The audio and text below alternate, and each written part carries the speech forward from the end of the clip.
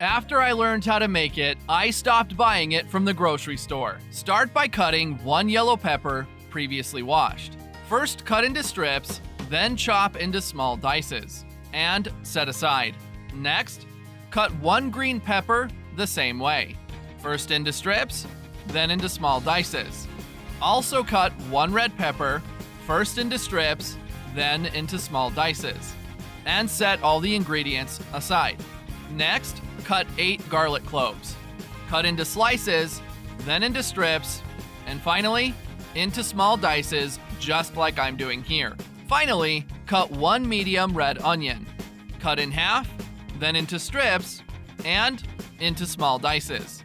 Once you've prepared all these ingredients, into a large bowl, add all the red pepper, the green pepper, the yellow pepper, all the red onion, parsley to taste, the chopped garlic cloves, and for seasoning, add 1 teaspoon of oregano, 1 teaspoon of salt, a generous pinch of black pepper. Leave us a comment with the name of the city from which you're watching this. I'd like to give you a shout out and thank you for sharing this recipe.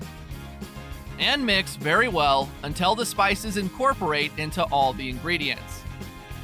Have you downloaded That Recipe app on your phone yet? It's already available for download. With this app, you'll have access to all of our recipes in the palm of your hands, and you'll get notified every time we upload a new recipe. In addition to all that, you'll also have access to an exclusive area in which you can bookmark your favorite recipes. I'll leave the app link for download here in the comments section. Go ahead and download it right now. Next, transfer all the ingredients to a nice jar. If you made it here, that means you're enjoying our recipe. So click the share button and share this video with all your friends. It won't cost you anything, but for us, it will make all the difference.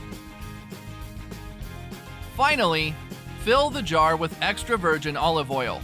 Close it and let it rest for 24 hours to add more flavor to it. That recipe is ready. You may now serve with your lunch or dinner and enjoy it. I really hope you like this recipe. Now I'll head back to the comments section and we'll continue to answer everyone who left the name of their city.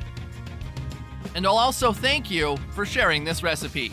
See you next recipe. Bye.